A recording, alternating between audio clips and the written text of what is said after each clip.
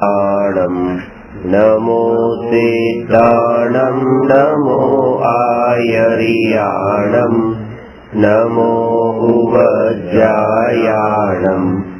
नमो लोये सवसाहुणम्।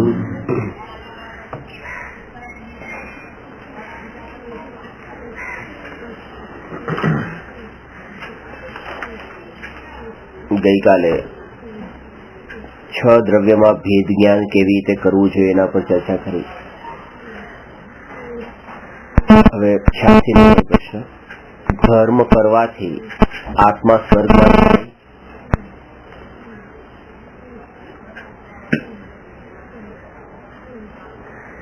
સ્વર્ગ એ સંસારની 4 ગતિમાંની એક ગતિ છે. કઈ ગતિ કુગતિ છે અને કઈ ગતિ સુગતિ છે? તો મનુષ્ય ગતિ અને દેવ ગતિ એ સુગતિ છે અને તિર્યંચ ગતિ અને નરક ગતિ કુગતિ છે. જ્યારે આપણે કોઈ જીવને એમ કહીએ કે આ જીવ પાપ કરે છે તો મરીને કુગતિમાં જશે, તો આપણો આશય એ હોય છે કે કુગતિમાં એટલે તિર્યંચ કે નારકીના રૂપમાં જન્મ લેશે. અધ્યાત્મની દ્રષ્ટિએ સંસારની 4 ગતિ કુગતિ છે. કારણ કે 4 ગતિ બંધન રૂપ છે, મુક્તિ રૂપ નથી. અને 4 ગતિ જે કર્મના ફળથી મળે છે એ કર્મ પણ આત્માને બાંધનારા છે.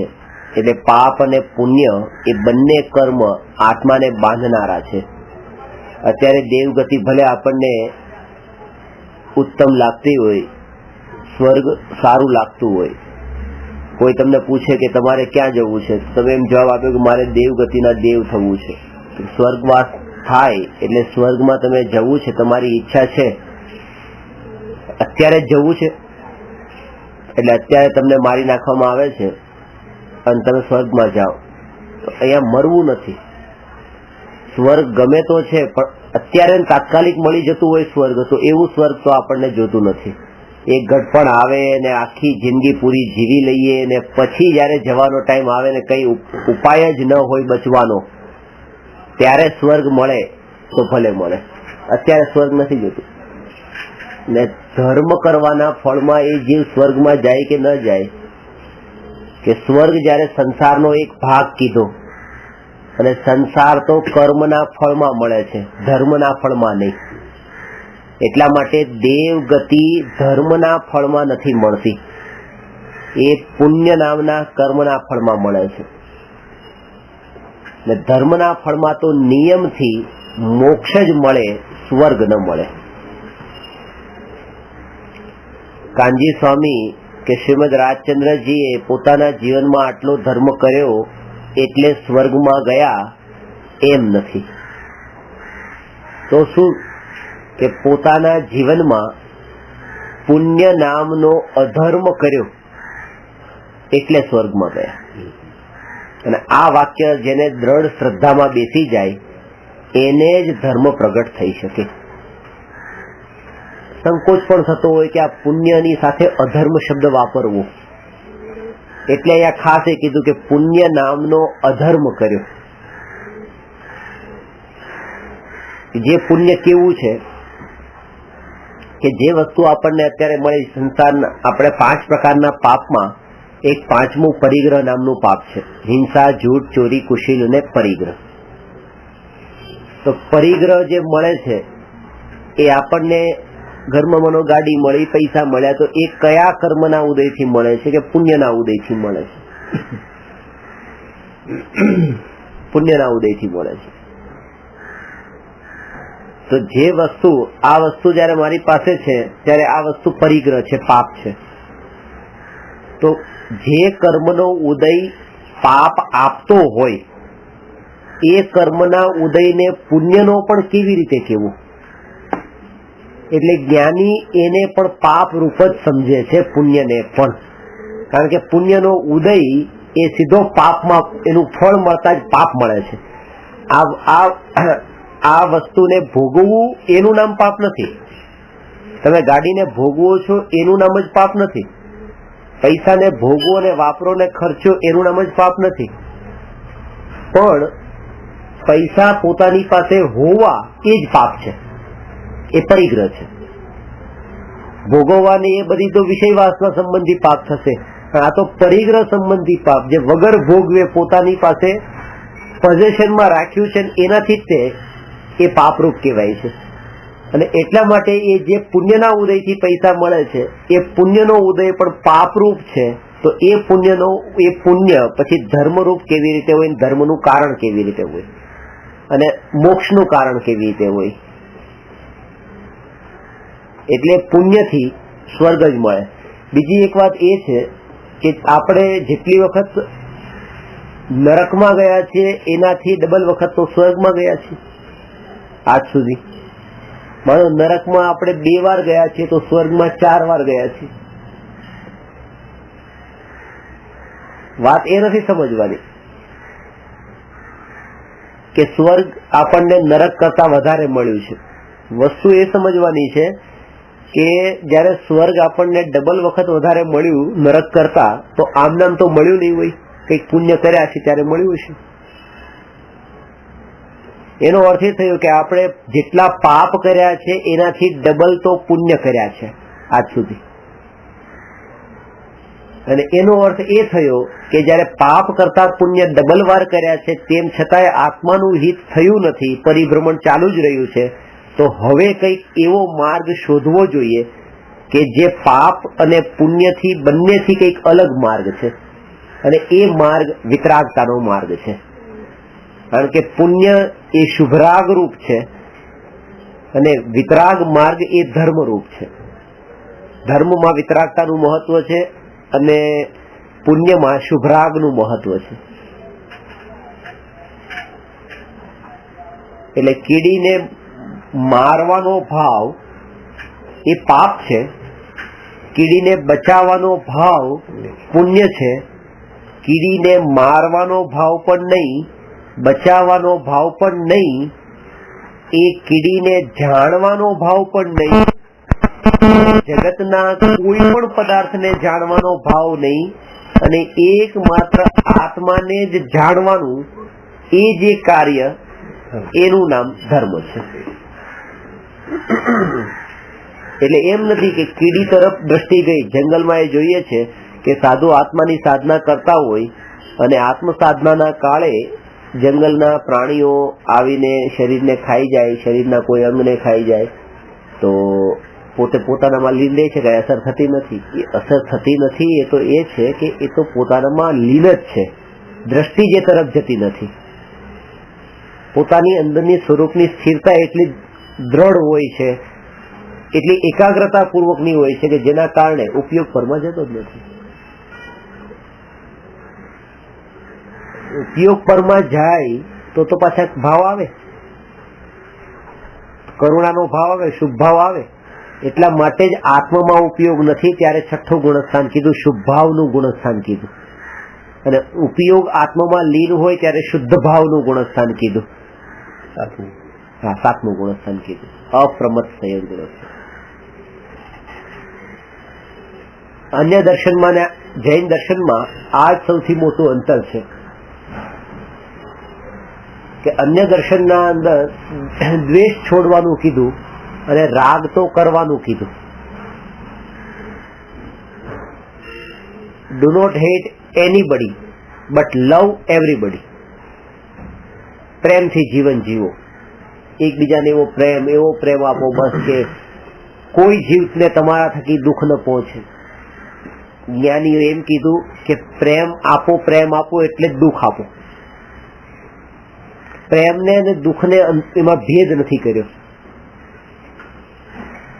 કે શુભરાગ કરો, કે શુભરાગને પણ છોડવાનો કીધો. કારણ કે જયારે આપણે કહીએ છીએ કે ભગવાન વિતરાગી છે, તો વિતરાગી ભગવાન કહેતા, ભગવાનને આપણે જયારે વિતરાગી કહીએ ત્યારે એમાં એનો અર્થ એ નથી કે ભગવાને દ્વેષ છોડ્યો છે, કે રાગમાં પણ અશુભ રાગ છોડ્યો છે અને શુભ રાગ નથી છોડ્યો. જયારે વિતરાગતા કહીએ ત્યારે વિતરાગતાના અંદર ભગવાને બધા જ રાગ છોડ્યા છે, અશુભ શુભ બધા જ. એનું નામ વિતરાગતા છે અને એ વિતરાગતાનું નામ ધર્મ છે.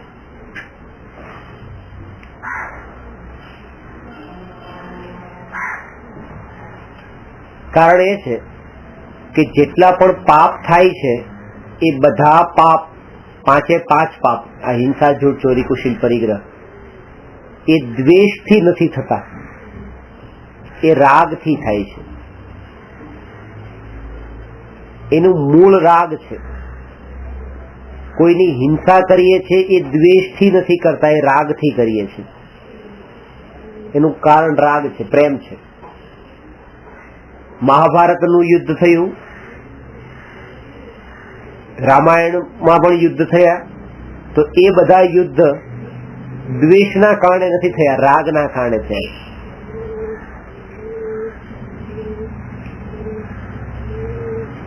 કૌરવ અને પાંડવો વચ્ચે યુદ્ધ થયું તો બેયને એકબીજા પ્રત્યે દ્વેષ નતો, રાગ હતો.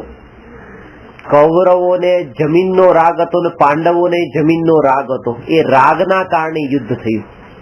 તો હિંસાનું કારણ દ્વેષ નથી, રાગ છે. એ રાગ ન હોત તો હિંસા જ ન થાય. રાવણને પણ સીતાનો રાગ હતો ને રામને પણ સીતાનો રાગ હતો. આ યુદ્ધ તો રાગના કારણે થયું હતું, દ્વેષના કારણે નહીં. જૈન દર્શન એટલે કે છે દ્વેષ વાળી વાત તો અમે કરતા જ નથી, એ તો તમને બધાને ખબર છે. પણ જે તમને નથી ખબર એ વાત તમને કહેવાની છે કે રાગ પણ દુઃખરૂપ છે.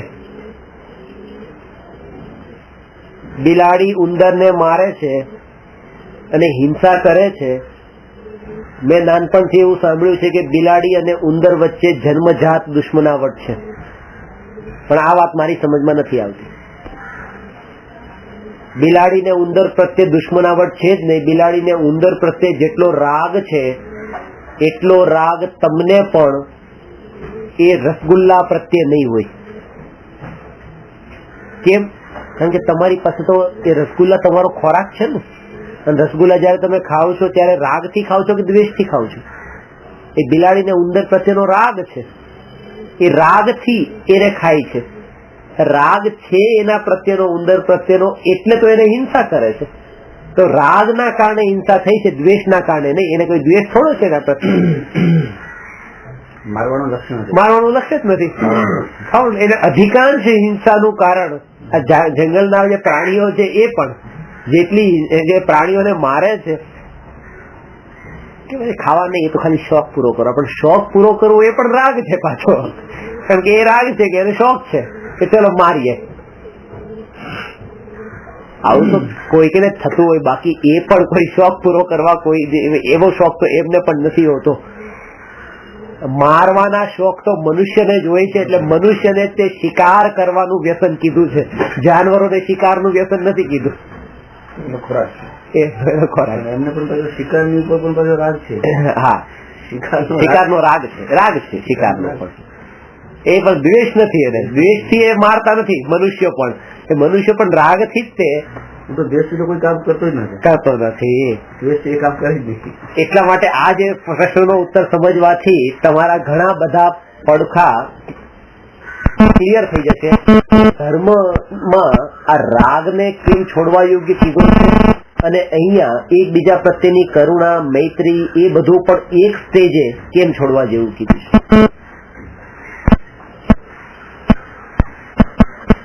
આ તો હિંસાની વાત થઈ કે હિંસાનું કારણ રાગ થાય છે, દ્વેષ નહીં.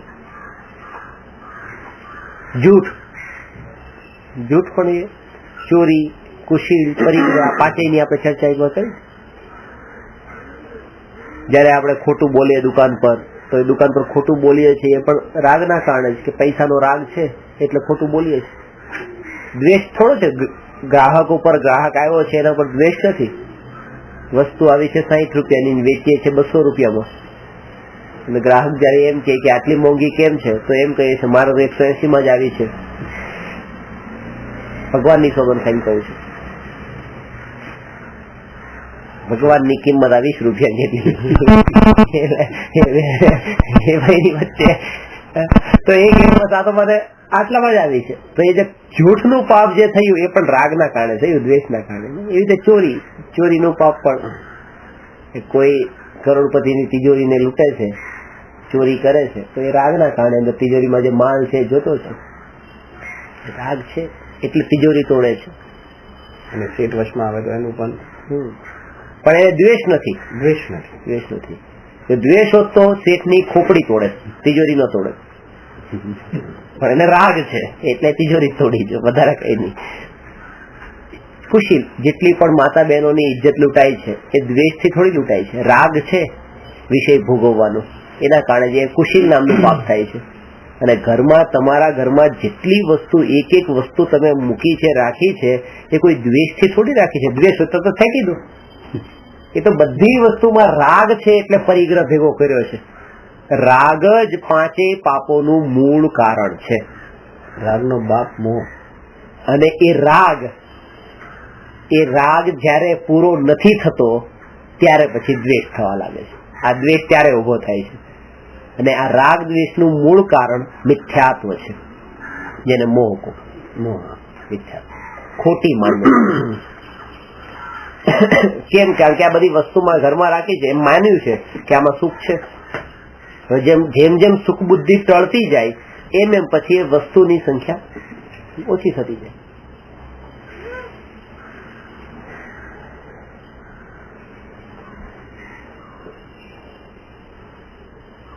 અત્યારે પણ હું ગઈકાલે એક સંસ્કૃતના ગુરુજીને મળ્યો.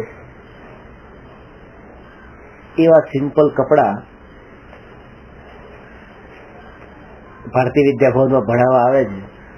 વિદ્યાર્થી આટલું સાદું જીવન, ક્યાં પાણીની બોટલ લઈને આવે, 13 વર્ષથી કે એની બોટલ લઈને આવે છે. બોટલ નથી બદલાઈ હજી. એવી જૂની બોટલ થઈ ગઈ છે ને, પણ તોય તે એમને જોતા એમ લાગ્યું ને. અને પાછા એટલા આનંદમાં, જેનો ધર્મની ખબર નથી, કઈ નહીં, એનું એ કરે છે પૂરું, જે મતમાં છે, પોતે વેદાંત ભણાવે છે, પણ એ પણ એ વાતને માને છે કે ભાઈ જેટલી વસ્તુની જરૂરિયાત ઓછી છે એમાં સુખ ને શાંતિ છે. ગઈકાલે મેં પણ આ બધી વાત કરી તો એટલા ખુશ થયા કે ખરેખર મારા વિચાર જેવો કોઈ છે. મને એમ થયું મારા વિચાર જેવો કોઈ છે કે આવો અપરિગ્રહ, જેટલો પરિગ્રહ ઓછો એટલી શાંતિ વધારે.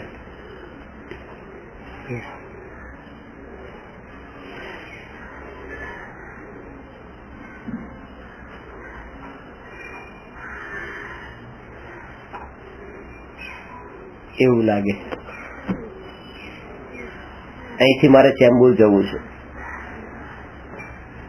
પાસ છે ચેમ્બુરનો. અહીંથી સ્ટેશન સુધી, ચેમ્બુરના સ્ટેશનથી કોઈના ઘર સુધી પાછો પાસ સાચવવાનો.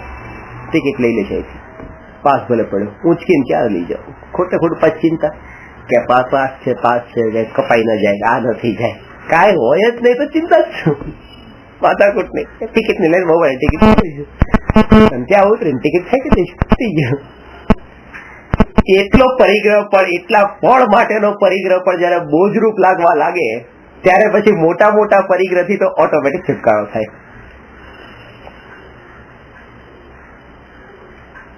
ત્રણ વસ્તુ છે.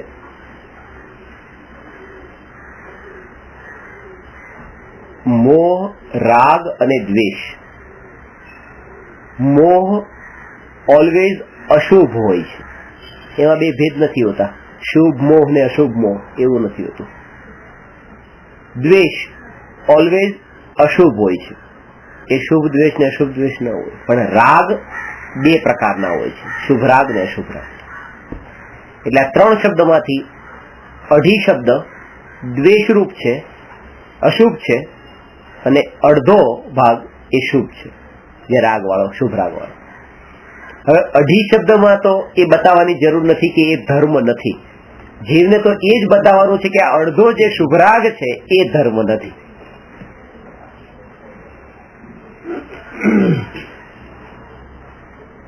એ અડધો હોવા છતાં પણ એને નરક કરતા ડબલ વખત દેવગતિ પ્રાપ્ત કરાવડાવી. તો આ જીવને કેટલો રૂચ્યો હશે ને એને કેટલો સાવધાનીથી એ ભાવ કર્યો હશે.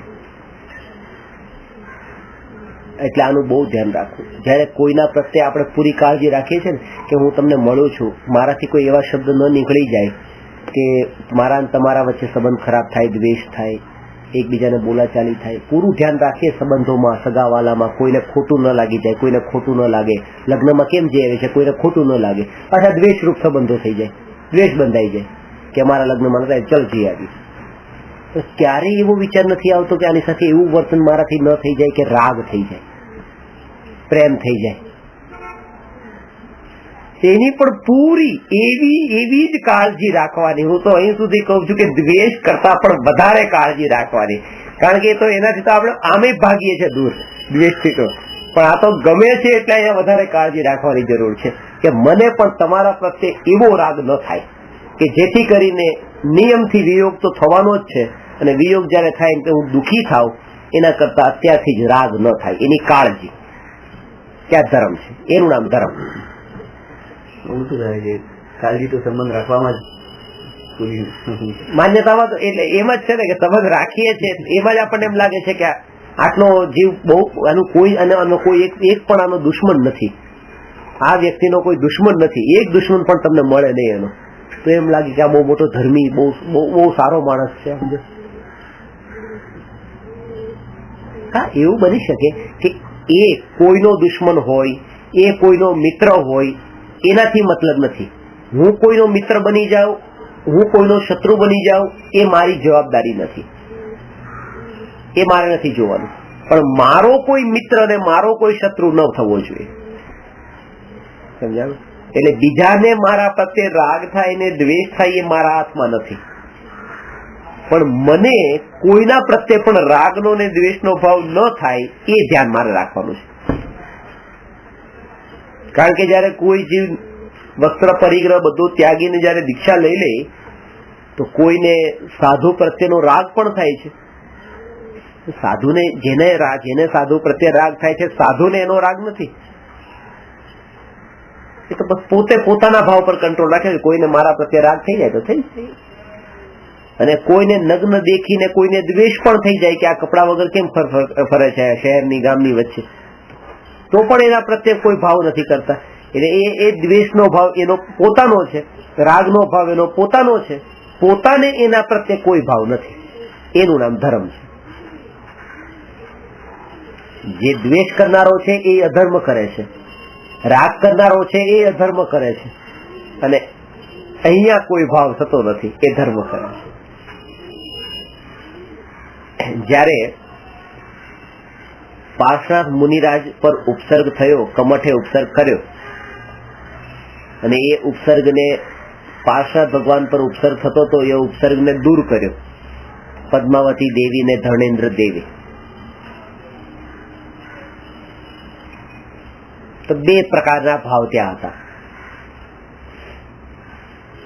એ કમઠને તો દ્વેષનો ભાવ હતો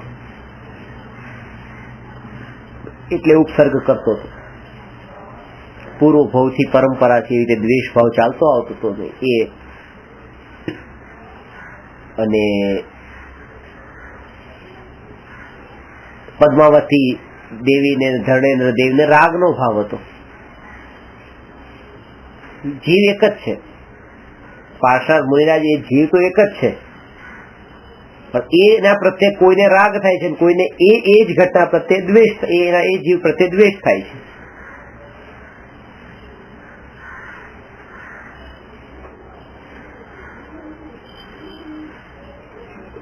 બેમાંથી સારું કામ કયું? તો કે આમ તો લાગે કે બેમાંથી સારું તો આ લાગે કે બચાવવાનું. કમઠ કરતા પદ્માવતી દેવી વાળું કામ ઘણું સારું હતું. બધાની દ્રષ્ટિ ત્યાં જાય કે જો આણે આવું કર્યું અને પદ્માવતીએ આવું કર્યું, આણે આવું કર્યું અને પદ્માવતી દેવીએ આવું કર્યું, કમઠે આવું કર્યું પદ્માવતી દેવીએ આવું કર્યું. પણ પાર્શ્વનાથ મુનિરાજે શું કર્યું એ તો કોઈ જોતું નથી. કે એ પાર્શ્વનાથ મુનિરાજે કમઠ પર દ્વેષે નહીં કર્યો અને પદ્માવતી પર રાગે નહીં કર્યો, તો એ વિતરાગ થઈને રહ્યા એ કોઈ જોતું નથી. અને એ અહીંયા બતાવવા માંગે છે કે એ જોવાનું છે.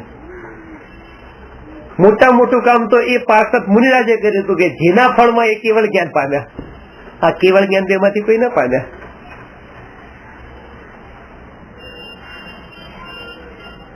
એ તો એનું કામ કરતા હતા. પેલા કમઠ હે તે સ્વર્ગનો દેવ હતો, સંવર દેવ હતો, અને આ દેવી દેવીતા દેવે ઉપસર્ગ કર્યો, દેવે જ ઉપસર્ગ ટાળ્યો. એનું કામ એને કર્યું. દેવો દેવો એ બેની પોતાની પર્સનલ હતી માથાકૂટ. હું શું કામ વચ્ચે પડું?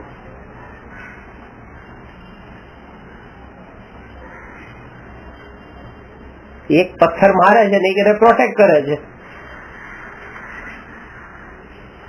હવે એ તો એ બેની વચ્ચેની છે ને, મારે શું કામ વચ્ચે પડવાનું?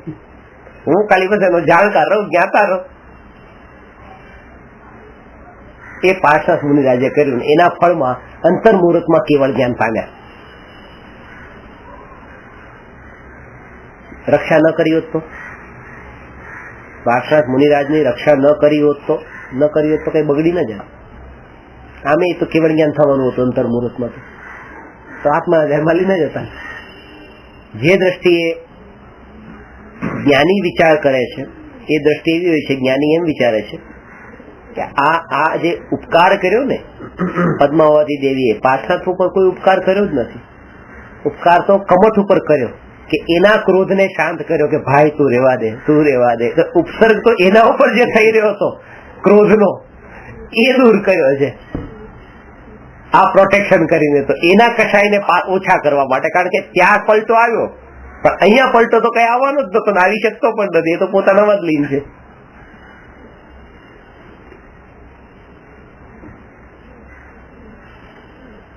પણ રાગની મહિમા વિતરાગતા કરતા એટલી વધારે છે, ખાસ કરીને આ કાળમાં. પેલા તો હતી તે હવે વધતી ગઈ છે, કારણ કે અન્ય મત જૈન મત ઉપર હાવી થતો જાય છે. એ તો સીધી વાત છે. બહુમત હોય એ લઘુમત ઉપર હાવી થાય, અને બહુમતમાં જે બધું થતું હોય એ પછી લઘુમતમાં પણ થવા માંડે. તો રાગનું પોષણ ત્યાં થાય છે, તો રાગનું પોષણ અહીંયા પણ થવા માંડ્યું. અને એ જ કારણ છે કે પાર્ષદ ભગવાનની મૂર્તિ 2 ફૂટની હોય, તો પદ્માવતી દેવીની મૂર્તિ 5 ફૂટની હોય. જોઈએ છે આપણે એટલું. એટલે મહત્વ વિતરાગી કરતા રાગીનું વધી ગયું. આને જાણીને આપણે શું કરવાનું? આપણે નિર્ણય કરી લેવાનો સાચો કે વિતરાગતા એ જ ધર્મ છે. મારામાં જો આવા સંબંધી ભૂલો થતી હોય તો હું મારી ભૂલને દૂર કરી દઉં. અલ્ટિમેટ તો ત્યાં આવવાનું છે, કારણ કે હિન્દુસ્તાનના અંદર તમે જોશો જાત જાતની જગ્યાએ કેટલા પ્રકારના આવા દોષો તો જોવામાં આવશે, પણ પોતે મારાથી એ ભૂલ ન થવી જોઈએ. હું વિતરાગતાને જ પ્રધાનતા આપું, રાગને નહીં. એ વાત આમાં થઈ કે ધર્મ કરવાથી આત્મા સ્વર્ગમાં જતો નથી. ધર્મ તો વિતરાગ ભાવ રૂપ છે. વિતરાગતાનું ફળ મોક્ષ છે, ધર્મનું ફળ મોક્ષ છે, કર્મનું ફળ સ્વર્ગ છે.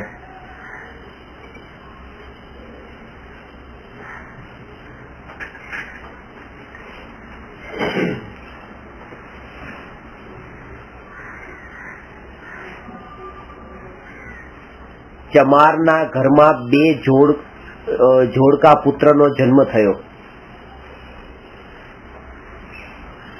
એક સાથે, સમય ભેદ પણ નહીં. એક મોટો થયો ચમારના ઘરમાં, અને કોઈ બ્રાહ્મણી એ ચમારણ જે હતી એને કીધું કે તારે 2 પુત્ર છે, મારે એક પણ પુત્ર નથી, તારો એક પુત્ર મને આપી દે, અને તારે પેલાના પણ ઘણા બધા છે, એક મને આપી દે. આપ્યો. આ મોટો થયો બ્રાહ્મણના ઘરમાં, એક મોટો થયો ચમારના ઘરમાં. બ્રાહ્મણના ઘરમાં જે મોટો થયો એ માંસ મદિરાનો ત્યાગી છે. ચમારના ઘરમાં જે મોટો થયો છે માંસ મદિરા બધું ખાઈ પીવે છે. બેની ક્રિયા બેની અલગ અલગ છે, પણ અંતે તો બંને ચમારના જ છે. બ્રાહ્મણના ઘરમાં મોટો થયો એ પણ ચમારનો જ છે, અને ચમારના ઘરમાં મોટો થયો તો ચમારનો છે. બહારના રૂપ અલગ અલગ છે, પણ મૂળ સ્થાન જે છે એ તો એ જ છે. એવી રીતે કર્મનું કે જે પાપ કરનારો છે માંસ મદિરા ખાય છે, પુણ્ય કરનારો છે માંસ મદિરાનો ત્યાગી છે, પણ બંને કર્મની જાતિના છે. પાપ એ પણ એક કર્મની જાતિ છે અને પુણ્ય પણ એક કર્મની જાતિ છે. જાતિ બેયની એક જ છે, પાપની અને પુણ્યની. રૂપ અલગ અલગ છે પણ એનું ફળ એક જ છે.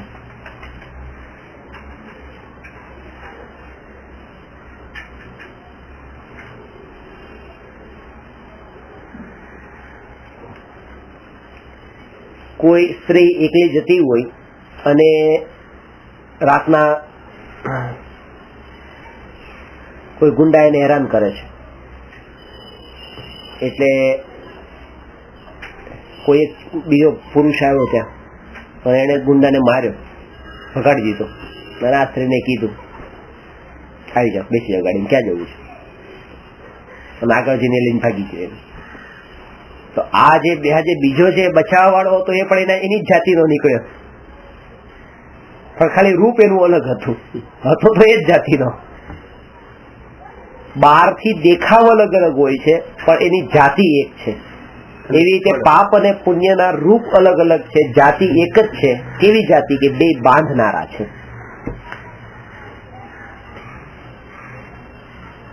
સર્કસમાં જે હાથીને કામ કરાવવામાં આવે ને, એને ત્યાં ખાડામાં નાખે, ખાડો મોટો કરે અને ખાડામાં હાથી પડે.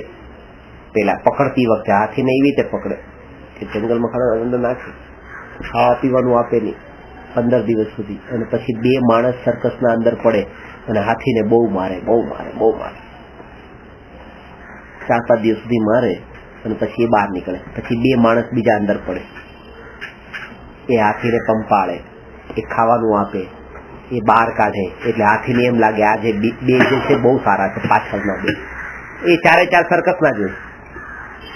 અને પછી આ પાછળના 2 એને જેમ નચાવરાવે એમ નાચે સર્કસમાં, આમ કર કે એને ઉપકારી માને. જાતિ બધાની એક જ છે, બંનેની, પણ એના રૂપ અલગ અલગ છે. અને એ મૂરખ છે હાથી, જે છેતરાઈ જાય છે અજ્ઞાનતાના કારણે. એ જ દશા છે આ અજ્ઞાનીની, કે પાપ તો ખરા, પાપ ખરા. પુણ્ય, હા, કે પુણ્ય સારું, કારણ કે પુણ્ય પંપાળે છે, પૈસા બધું લાવી આપે છે, ગાડી બંગલા બધું લાવી આપે છે. તો એ પુણ્ય આપણને પંપાળે છે તો સારું લાગે છે, પણ એને ખબર નથી કે આ કર્મની જાતિનું જ આવે, ધર્મ નથી.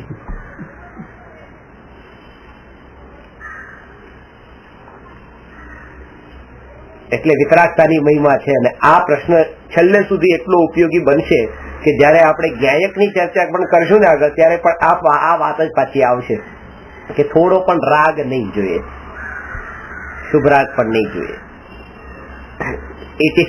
87મો પ્રશ્ન છે, જીવના ચારિત્ર ગુણની શુદ્ધ તથા અશુદ્ધ પર્યાયને શું કહેવાય? હમણાં ચર્ચા થઈ, બહુ નાનો જવાબ છે.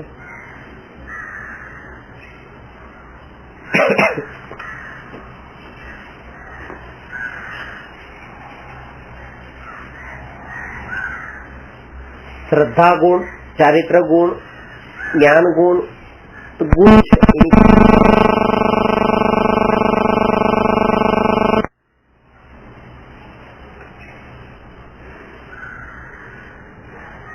રાગ દ્વેષ અને વિતરાગતા. રાગ દ્વેષ એ ચારિત્ર ગુણની અશુદ્ધ પર્યાય છે, વિતરાગતા ચારિત્ર ગુણની શુદ્ધ પર્યાય છે. આના પરથી એ સિદ્ધ થયું કે શરીરની ક્રિયા એ ચારિત્ર ગુણની પર્યાય નથી. એનો અર્થ એ થયો કે તમે રંગીન કપડા પહેર્યા છે, તમે સફેદ કપડા પહેર્યા છે, કે તમે કપડા પહેર્યા નથી, એ જે છે એનું નામ ચારિત્ર નથી. અંતર પરિણતિનું નામ ચારિત્ર છે. એ વસ્તુ અલગ છે કે અંતર પરિણતિ પલટાતા 12માં તમારા વસ્ત્રાદિ બધું પલટાઈ જાય, એમાં પરિવર્તન ઓટોમેટિક આવી જાય. પણ ઓટોમેટિક પરિવર્તન આવી જવાથી પણ એનું નામ ચારિત્ર થઈ જતું નથી.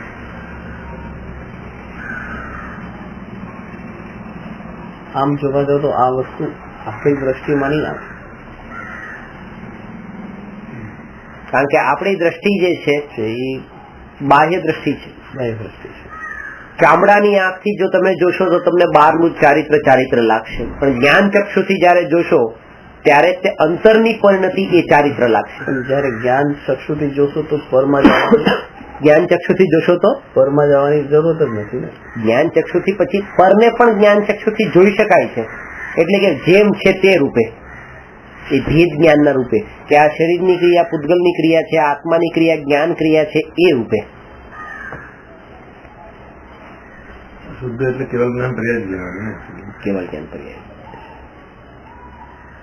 કેવળ જ્ઞાન પર્યાય એ જ્ઞાન ગુણ માટે શુદ્ધ પર્યાય. જ્ઞાન ગુણ ચારિત્ર ગુણ ની પર્યાય માટે વિતરાગતા જ પૂર્ણ વિતરાગતા થઈ જાય. બેને ભેગી નહીં કરવાની, બેની ભેગી નહીં કરવાની. એક છે જ્ઞાનની પર્યાય, એક ચારિત્ર ગુણની પર્યાય. જ્ઞાન ગુણની પર્યાયનું નામ છે કેવળ જ્ઞાન, શુદ્ધ પર્યાયનું નામ, પૂર્ણ શુદ્ધ પર્યાયનું નામ. વિતરાગતા જે છે એ ચારિત્ર ગુણની પર્યાયનું નામ. સમ્યક દર્શન છે શ્રદ્ધા ગુણની પર્યાયનું નામ.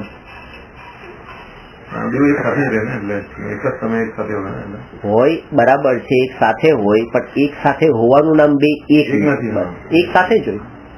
બંને આવશે એક જ દ્રવ્યની પર્યાયો છે ને. એટલે ગુજરાત પણ છે એ ભારતમાં આવે છે, રાજસ્થાન એ ભારતમાં આવે છે, પણ એનો મતલબ એમ નથી કે ગુજરાત રાજસ્થાન એક છે.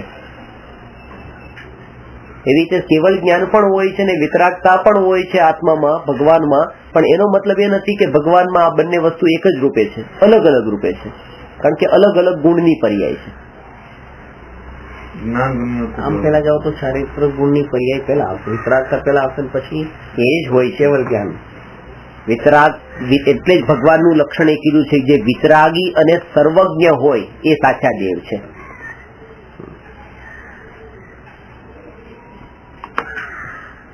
પેલા વિતરાગી છે, પછી સર્વજ્ઞ. વિતરાગી અને આ પેલા પણ હજી એક સ્ટેપ છે, સમ્યક દર્શન છે. પૂર્ણ વિતરાગતા તો 12મા ગુણસ્થાને, પણ અહીંયા ચોથા ગુણસ્થાને સમ્યક દર્શન. અત્યારે જોર આપવાનું છે સમ્યક દર્શન. આમ તો કેવળ જ્ઞાન એ લક્ષમાં છે, લક્ષમાં કેવળ જ્ઞાન હોય, પણ ખબર છે કે ડાયરેક્ટ મળવાનું નથી. એટલે અત્યારે જે અત્યારની ભૂમિકામાં આ ટુકડે ટુકડે ટુકડે સમ્યક દર્શન, મુનિ ધર્મ એ ક્રમથી જવાનું છે.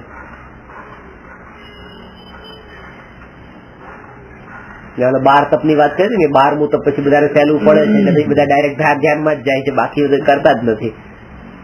એના કારણે ધ્યાન થતું જ નથી, કારણ કે પહેલા સ્ટેપમાં એ પાસ નથી થયા ને. અને એમાં જો હજી બરાબર નિપુણ થવાની કોશિશ કરે તો એને ક્યારેક છેલ્લું મળી જાય. કારણ કે જેટલી પવિત્રતા જોઈએ છે એના માટે, એ સ્ટેજ ઉપર પહોંચવા માટે એટલી ઓછી જ નથી. અને જેનામાં એ પવિત્રતા અહીંયા આગળના લેવલમાં પ્રગટ થતી જાય તો આગળ એને સરળતા પડે છે. એટલે ક્રમથી જ જવાય, ક્રમથી જ જવાય. એ જ જ્ઞાન છે, એ જ સમજ છે. એ જેને જ્ઞાન હોય છે ક્રમથી જ જાય, જેને અણસમજ છે ડાયરેક્ટ જવાની કોશિશ કરે છે. અમેરિકામાં છે એક ભિખારી બીચ ઉપર ભીખ માંગતો હોય છે. એને કોઈ ચિલ્લર પૈસા આપે અને કોઈ નોટ આપે, નોટ આપે એની નોટ બે એક હાથથી નોટ આપે, ડોલરની મોટી મોટી નોટ આપે, $50 ની $100 નોટ આપે તો નોટ ન લે, પણ ચિલ્લર આપે તો ચિલ્લર લઈ લે, નોટ લે જ નહીં. અને લોકો સમજ્યા ગાંડો છે. એટલે કોઈ એને પૂછ્યું કે તું આ નોટ આટલી મોટી મોટી આપે છે, લઈ લે ને.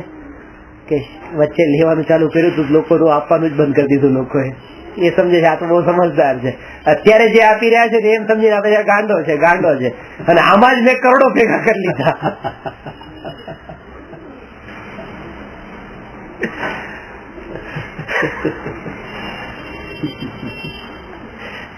વાત તો નાના લેવલની છે, એ બધા પરચુરણ ભેગા કરે છે, પણ એનું જે અંતિમ જે હતું તો પડી ગયું. બસ એ ડાયરેક્ટ જવાની કોશિશ કરે ને મોટી મોટી નોટો લઈને તો ક્યારેય ન જાત. અત્યારની ભૂમિકામાં આપણા લેવલે સમ્યક દર્શન ની વાત કરો, કેવળ જ્ઞાન ની ને પૂર્ણ વિતરાગતાની એ બધી વાત પછી જવું તો ત્યાં જ છે. આપણે એ ઓટોમેટિક આવશે.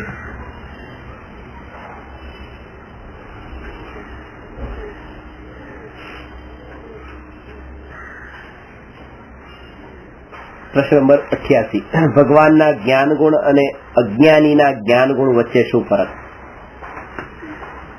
બહુ સરસ પ્રશ્ન છે. ભગવાનના જ્ઞાન ગુણ અને અજ્ઞાનીના જ્ઞાન ગુણ વચ્ચે શું ફરક? કોઈ ફરક નહીં. હે ભગવાન, ગુણોના સાગર. ભગવાનને ગુણોના સાગર કહીએ છીએ ને, કેવા જોઈએ? પછી આ ભગવાનને ગુણોના સાગર કેવા જોઈએ? નહીં, ભગવાનને ગુણોનો સાગર કેવાય.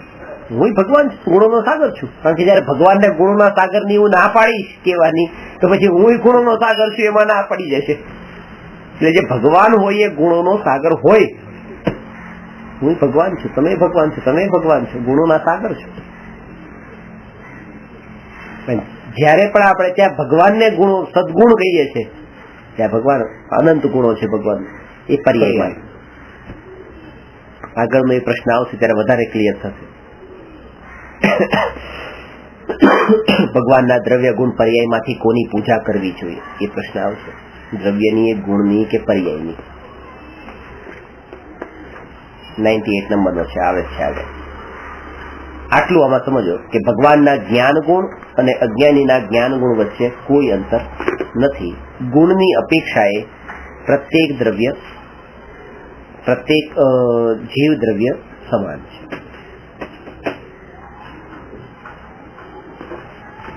અંતર એટલું છે કે શક્તિ હોવા છતાં પણ એકમાં વ્યક્તતા નથી, એક વ્યક્ત છે.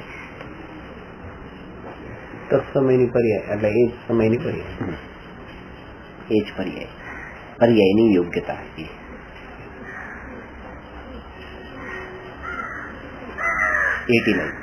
ધન અને ધૂળ વચ્ચેની સમાનતા અને અસમાનતા બતાવો.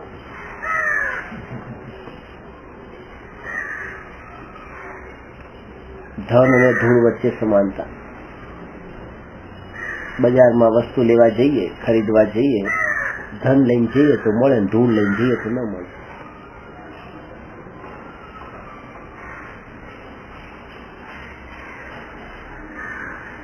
આપણે એમ કહેતા હોઈએ છીએ ને કે પૈસા છે તો ધૂળ છે, ધન એ તો ધૂળ છે. અને ક્યારે એમ કેમ નથી કહેતા કે ધૂળ છે, ધન છે? જયારે તમારી દ્રષ્ટિમાં જો બે સમાન જ છે, તો પછી હજી તે પૈસાને તમે ધૂળની કેટેગરીમાં મોકલ્યા, તો પછી આ ધૂળને પણ ધનની કેટેગરીમાં કેવી હતી ને? એનો મતલબ એ છે કે તમે બંનેને સરખા લેવલે માન્યા.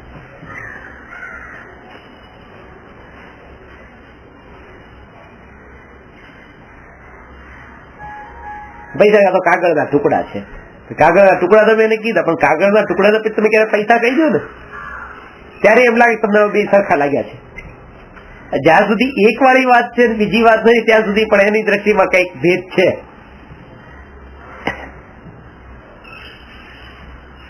પણ તો આવા શબ્દો શું કામ વપરાય છે? કે એટલા માટે કે અજ્ઞાનીને મહિમા ધનની છે, એટલે એને સમજાવવા માટે એમ કહેવાય કે ભાઈ ધન તો ધૂળ છે, અને ધૂળની મહિમા નથી, ધૂળ માટેના કોઈ ભાવે નથી.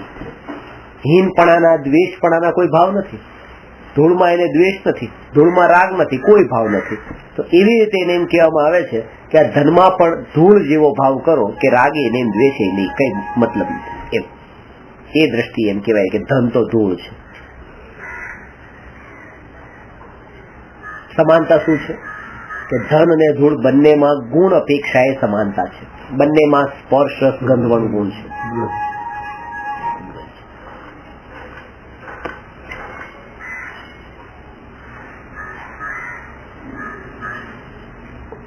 ધનમાં અને ધૂળમાં અસમાનતા શું છે? કે બંનેના સ્પર્શ, રસ, ગંધવણ ગુણની પર્યાયમાં અંતર છે.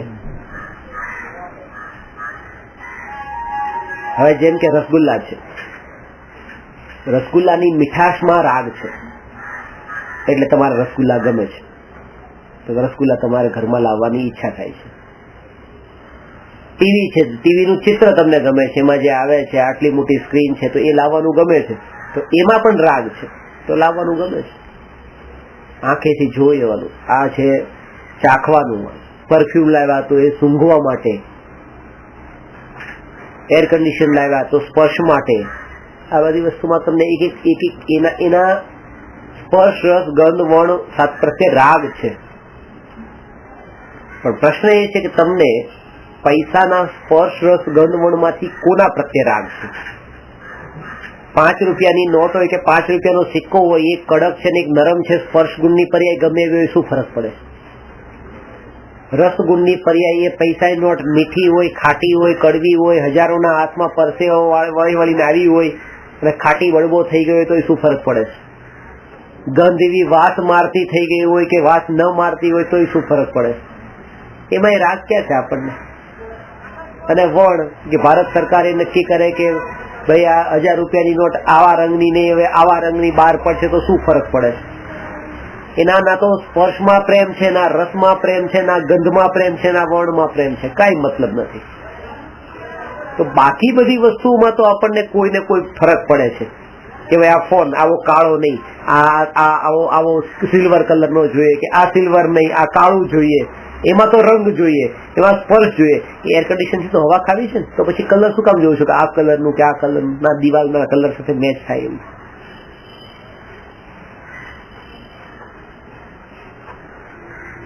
એ દરેક વસ્તુમાં આપણે એ જોઈએ, કારણ કે આપણે એનો રાગ છે. પૈસામાં તો 4 માંથી કઈ નથી, તો પછી શું કામ પૈસા જોઈએ? એટલા માટે કે આ બધી વસ્તુનો જે રાગ છે ને, રસગુલ્લાનો રાગ, એસી નો રાગ, એટલા માટે પૈસાનો રાગ છે. જેને પૈસાનો રાગ, જેને આ બધા એર કન્ડિશન નો રાગ નથી, ઘરનો રાગ નથી, કપડા પહેરવા ઓઢવાનો રાગ નથી, એને પછી પૈસાનો રાગ નથી. કારણ કે પૈસાથી તો આવું જ બધું મળે છે, બીજું શું મળે છે? અને જે ખરીદી શકાય છે પૈસાથી એ બધામાં તો આને રસ નથી. એટલે કોઈ દિવસ પૈસાનો રસ આમ છૂટી જ ન શકે કે મારે પૈસાનો રાગ છોડવો છે.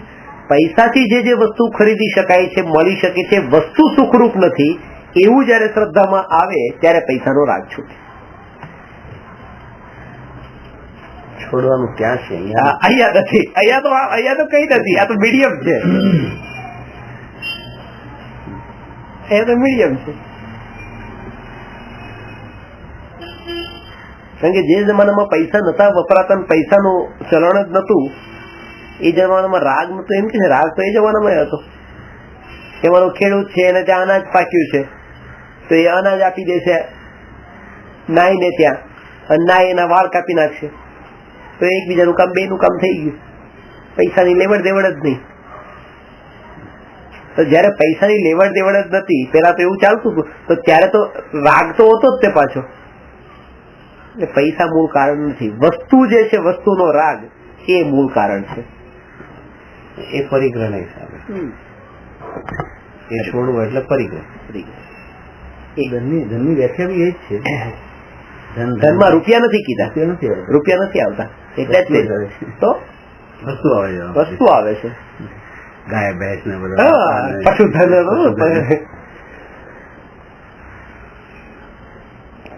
કારણ કે ધનના અંદર આ જે પરિગ્રહ છે ને એની મર્યાદા કીધી ને, તમારે તમે પૈસાની મર્યાદા બાંધી દીધી કે આજથી હું માનો કે 2000 રૂપિયાની મારી મર્યાદા, તમારે 10,000 ઓછા પડે તો તમારી મર્યાદા બાંધી તૂટી જશે. એટલે પૈસાની મર્યાદા બાંધવાનું કીધું જ નથી ક્યાંય પણ. પૈસાની મર્યાદા નહીં બાંધવાની. હા, ઘરની મર્યાદા બાંધો, હું એક ઘરમાં જ રહીશ, એ જરૂરિયાતની વસ્તુ છે, એમાં ક્યારે વધ ગઈ, એક ઘરમાં રહીશ. પછી એ ઘરમાં 10,000 નું આવતું હોય, 50,000 નું હોય કે 5 લાખ નું હોય, પણ મારે એક ઘરની જરૂર છે. હું આટલા જોડી કપડા રાખીશ. એ બધું એ બધાને પરિગ્રહના અંદર કીધું. રૂપિયાને પરિગ્રહ નથી કીધા, એટલે એની મર્યાદા પણ બંધાતી નથી. પરિગ્રહ પરિમાણનું વ્રત હોય છે.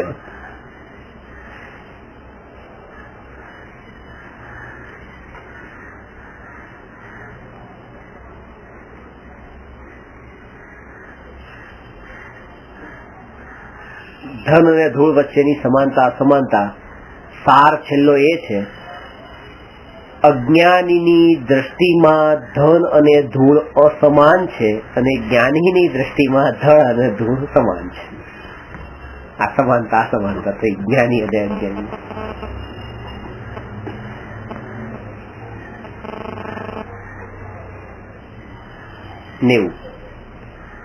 છ દ્રવ્યને જાણવાથી શું લાભ થાય?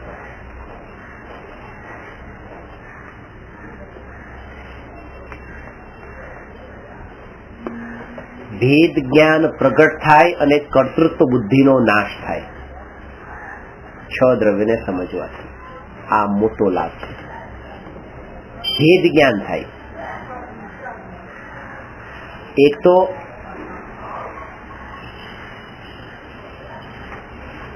જ્યારે વિકલ્પને ટાળવા હોય તો પેલા એને પારખું જાણીએ તો વિકલ્પ સહજ ટળે છે. કે પાડોશીના ઘરમાં કઈ વસ્તુ આવે છે, જાય છે, શું થાય છે, એના કોઈ વિકલ્પ નથી થતા, કારણ કે ત્યાં પોતાપણું નથી.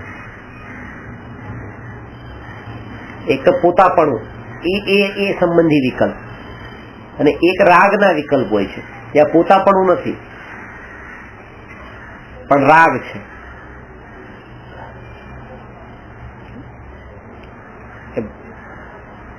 પાકિસ્તાન ને ઓસ્ટ્રેલિયા રમતા હોય તો ત્યાં કોઈ પોતાપણું પણ રાગ છે ક્રિકેટનો.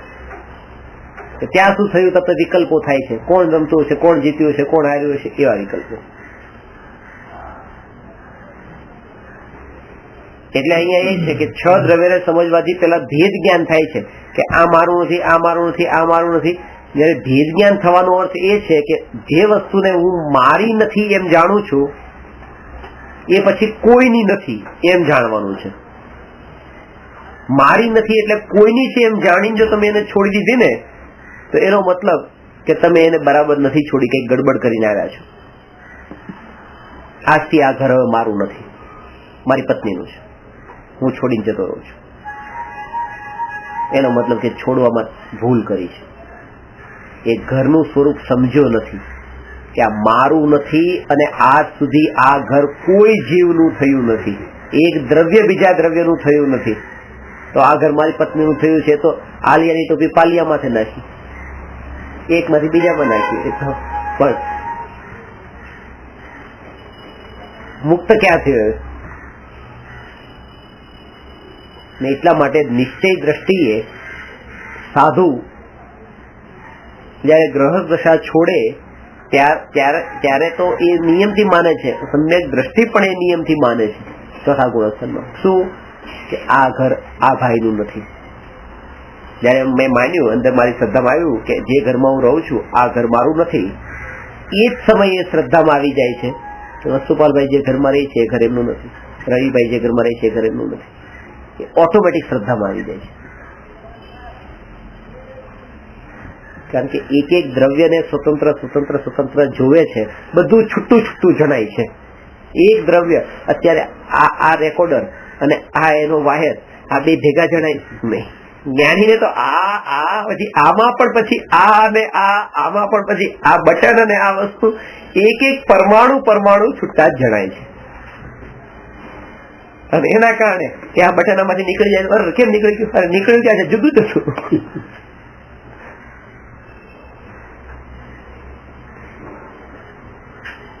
નવીનતા લાગતી નથી એમાં. કર્તૃત્વ બુદ્ધિનો અભાવ થાય છે જયારે છ દ્રવ્યના સ્વરૂપને સમજીએ ત્યારે. ઓટોમેટિક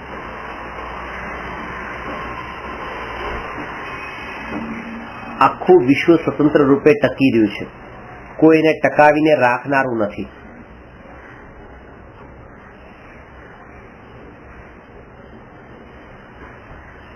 એક દ્રવ્ય બીજા દ્રવ્યને ટકાવી શકતું નથી, ઉત્પન્ન કરી શકતું નથી, નષ્ટ કરી શકતું નથી. એ પોતાની યોગ્યતા અનુસાર કઈ ત્રિલક્ષણ પરિણામ પદ્ધતિ? એક ત્રિલક્ષણ પરિણામ પદ્ધતિની ચર્ચા કરી. ઉત્પાદ, વ્યય અને દ્રવ્ય એને ત્રિલક્ષણ પરિણામ પદ્ધતિ કહેવાય. એના કારણે જ એ પોતાની યોગ્યતા અનુસાર પરિણમી રહ્યા છે. છ દ્રવ્યને સમજવાથી લાભ એ થાય કે એનાથી એ ખબર પડે છે કે આ લોકમાં હું ક્યાં છું. જે કોઈ નકશો હોય ને, એક મેપ હોય કે અને પછી એમ બતાવે કે યુ આર હિયર,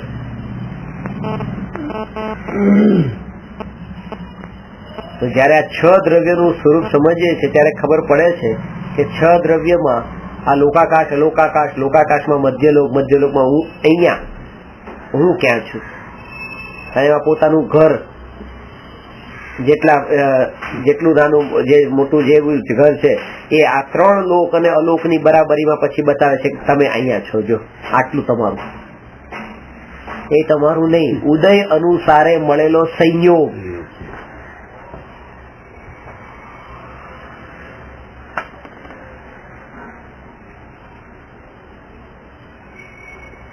માનવું બહુ, માનવાના વિચારે નથી આવતા. આવું માનું એવા વિચારે નથી આવતા. કેવું માનું? આ મારું નથી એવું માનું. એવા વિચાર આવવાના શરૂ થાય ને તો ક્યારેક માન્યતામાં આવે.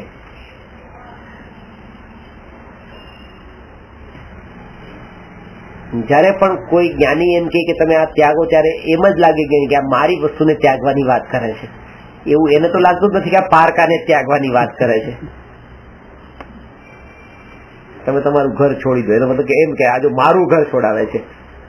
એમ નથી માન્યતા કે આ તો પારકું છે, પારકાને છોડાવીને મને સાચો માર્ગ બતાવે છે કે ભાઈ આ વસ્તુ તમારા માટે પારકી છે, આને છોડો. તો એટલા માટે જ જ્ઞાનીને જ જ્ઞાનીની મહિમા હોય છે કે જ્ઞાની જાણે છે કે આ મારું નથી અને આ ત્યાગવાની વાત કરે છે તો એ મારા માટે ઉપકારી છે, બહુ સાચી વાત કહી રહ્યા છે. અને અજ્ઞાનીને એમ લાગે આ તો મારું છે અને એમ કે છે કે આને ત્યાગો, તો એને એમ લાગે કે આ કઈક સ્વાર્થી છે, કઈક મતલબ હશે કે મારી વસ્તુ છોડાવી રહ્યા છે.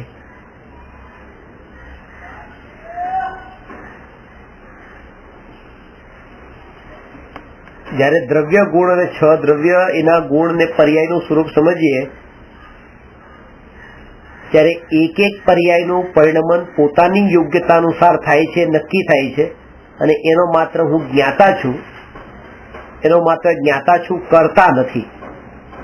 જ્ઞાતા છું અને કરતા નથી એવો વિકલ્પ પણ પછી છૂટી જાય છે.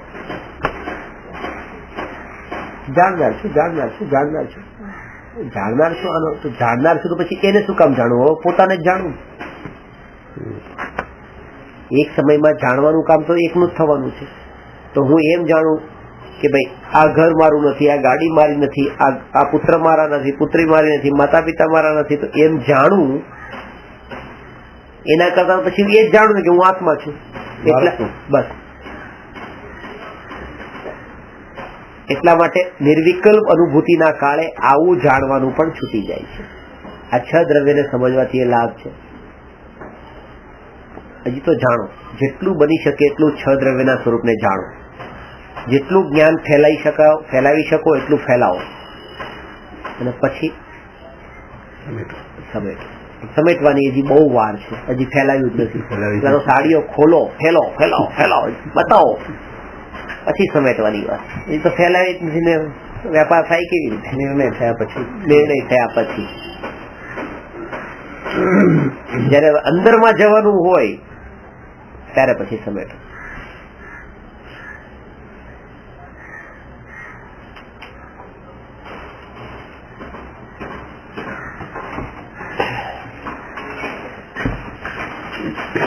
નમો અરહંતાણમ નમો સિદ્ધાણમ નમો આયરિયાણમ નમો ઉવજ્જાયાણમ નમો લોયે સવસાહું